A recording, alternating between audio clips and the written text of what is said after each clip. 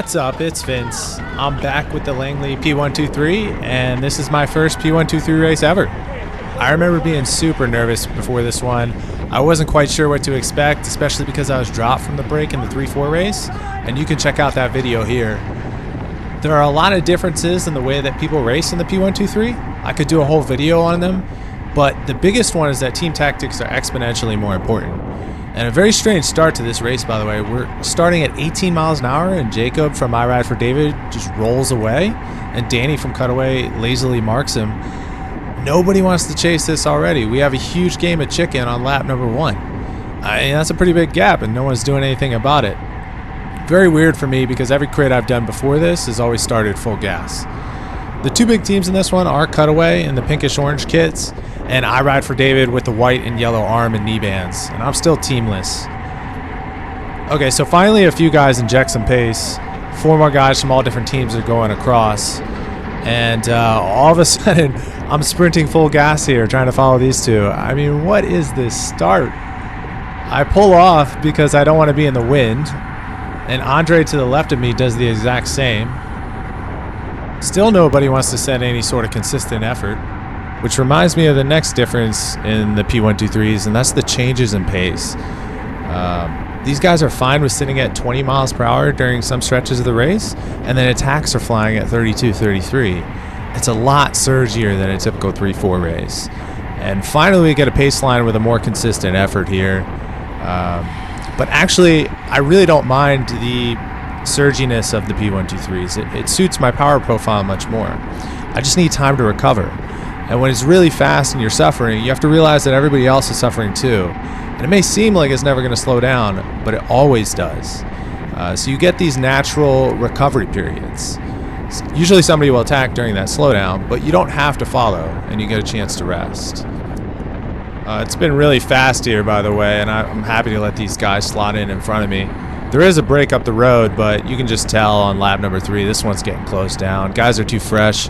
I mean, occasionally brakes do go off the gun, but I don't think this one's not going to get away. And sure enough, here we go. We're closing it right up. And when groups come together like this, it's common to see someone come with speed from the back. And there he goes. As a blister of an attack, the guy in the black kit goes flying by. Supposedly he was from Mike's Bikes, or he used to be on Mike's Bikes, but he wasn't wearing their kit for some reason. Maybe he's not on the team anymore. I don't know. We're jumping ahead to lap number 6, and the black kit guy just rode right by everyone else off the front, and he's solo at this point. And we get a huge attack here by Paul Davis of Cutaway. Paul's 2 teammates are blocking for him right in front of me, and it looks like I Ride for David's going to have to cover this, going around us on the right, and it's getting fast here. I'm happy to let Cutaway and I Ride for David trade blows. I think Paul wasn't happy with the gap that the Mike's Bikes rider already had on the field, and so rather than taking a hard pull at the front and giving the benefit of the draft to the rest of us, he just straight attacked, and other teams are forced to cover. And the end result is that the speed of the peloton increases. I mean, we're doing 31 miles per hour here, and he also cuts into the gap of the Mike's Bikes rider off the front. It's still incredibly strung out here. Guys are sliding in wherever they can. And it looks like another gap opens up, and Bill Evans from Bike Works in the blue kit takes up the work to bring this together. I still don't see the Mike's Bikes guy up ahead, but based on the way the helmets were turning, I would say he's probably got about a half lap on us. And oof, this doesn't look good. Another big gap is opening up here, and this time people are looking at each other. This is Adam from I Ride for David in front of me. He's got his teammate Jacob in the chase group ahead, and he's going to be happy with letting Jacob get away. Some guys are slotting in, but obviously this is becoming my problem now. I might have a little bit of work to do here. We get a huge surge here. I remember this moment. This one feels like it wouldn't end. I'm dangling behind these guys. We get up to a scorching 36 miles per hour here. These are like sprint speeds. My heart rate's really high, but you can tell the group in front is running out of steam, and I'm able to latch on. The name of the game here at Langley is lap the field because the laps are so short. However, I think the surges settle down and we all play nice for the next few laps. We're on lap 14 now, and we get a close call here. I'll let the race audio play.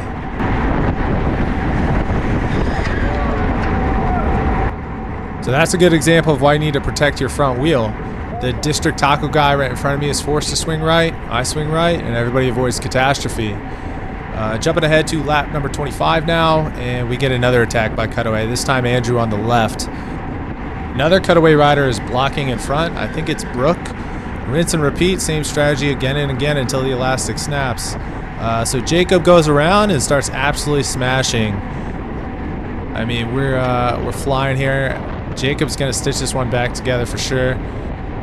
Mike Spike's guy in the black kid is still off the front, by the way. What a time he must be having up there.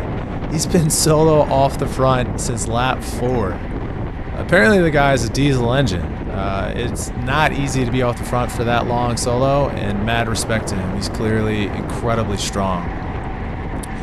We get a much needed slowdown in the peloton here.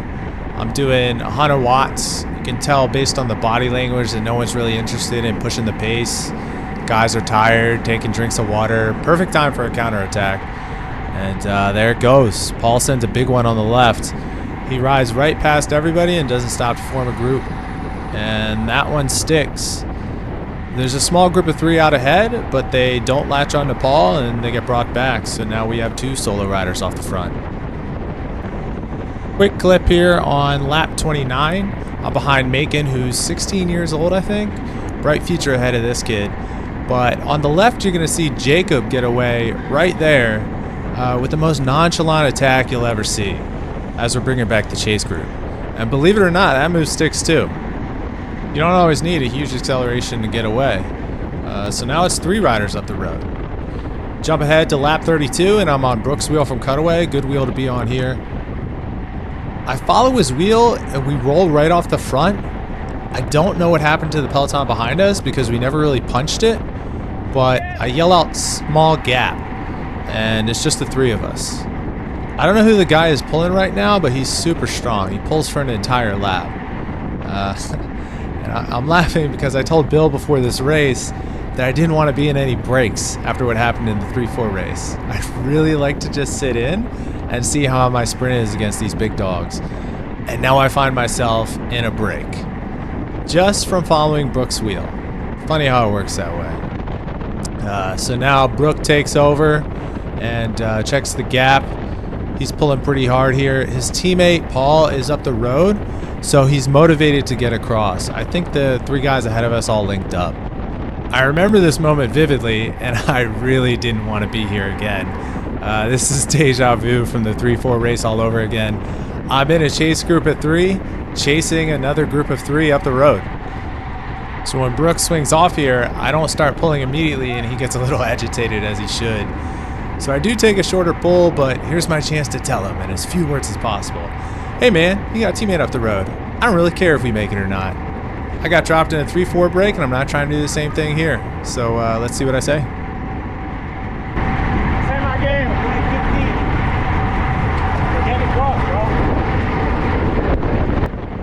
I think I did a pretty good job conveying that. I apologized to him after the race, and we joked about it. The guy behind me skipped a pull too, but he did take a huge 1-lap pull, so he deserves some time off. So sorry, Brooke. You're gonna have to do the work to get across here. We're coming up on my time to pull again. Let's see what I do. Oh, he's flicking me. I'm not going through. I'm just making him suffer a little bit more. My heart rate's pretty high, 167. And I can't last at this pace forever. I do come through eventually, but I'm going to come through on my time. So I don't know what he's saying behind. Nothing good. The guy in the old Cutaway jersey does come through again. He takes a turn. He's not pulling super hard either. The group of 3 is right up the road there. I'm sure Paul is motivated to keep their pace slow so that we can catch up. And I doubt the other 2 guys in the lead group care that we're coming across either. And I think Brooks had enough here. He's going to stand up and jump across to the group. He may try to go over the top, but I don't want any part of that.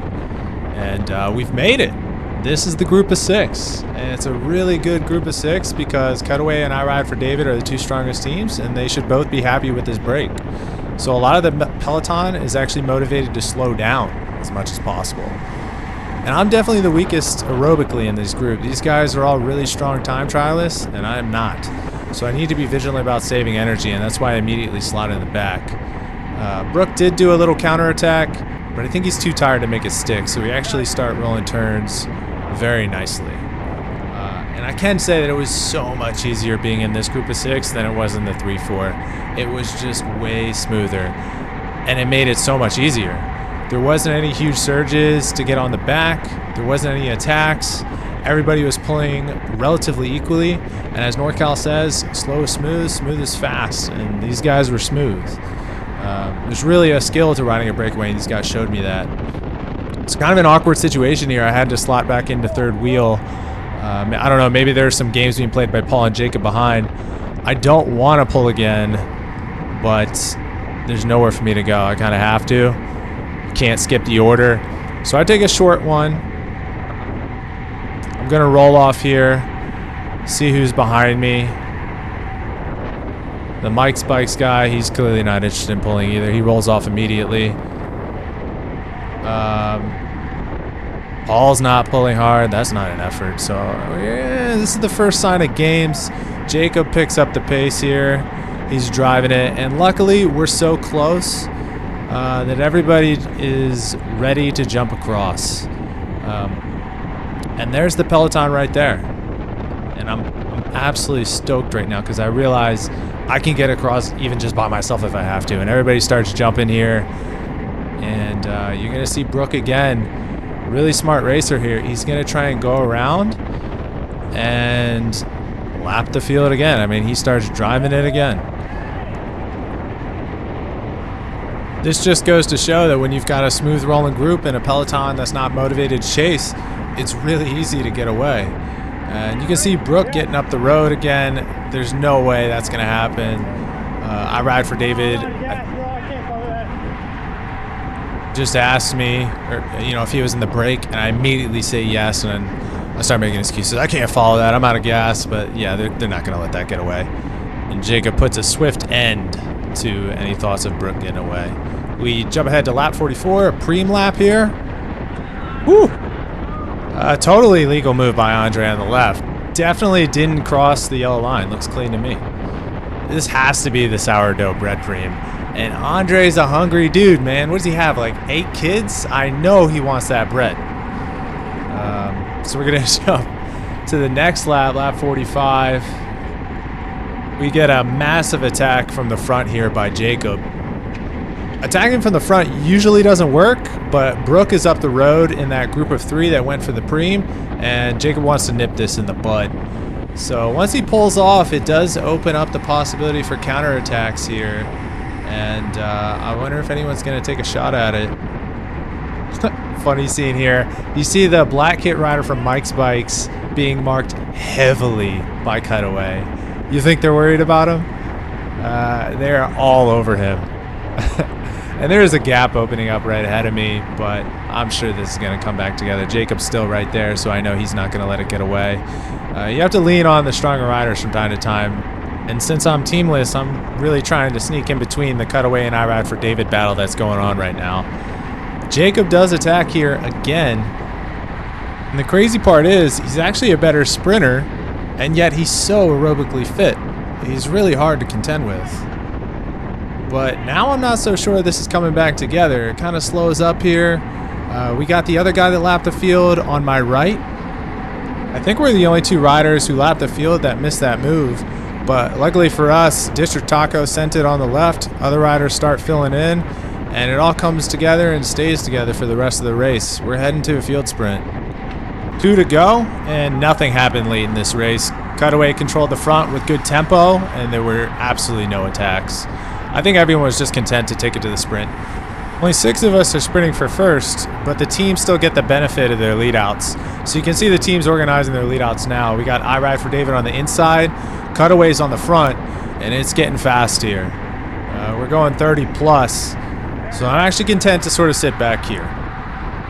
The Mike's Bikes black jersey guy and the other rider that lapped are just ahead of me going into Bell Lap. I'm too far back here, so I know I need to make a move soon, otherwise I'm going to be in trouble. Everybody wants to get on the end of that Cutaway lead out. That's prime real estate.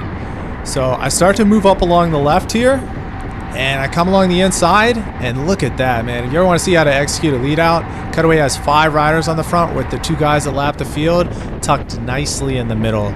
I ride for David is on the right. It looks like they're running out of lead out guys. Jacob goes on the right, and I find myself behind this THR rider in front. The sprint opened up really early, and I do take a very good line here. I take the choice inside line.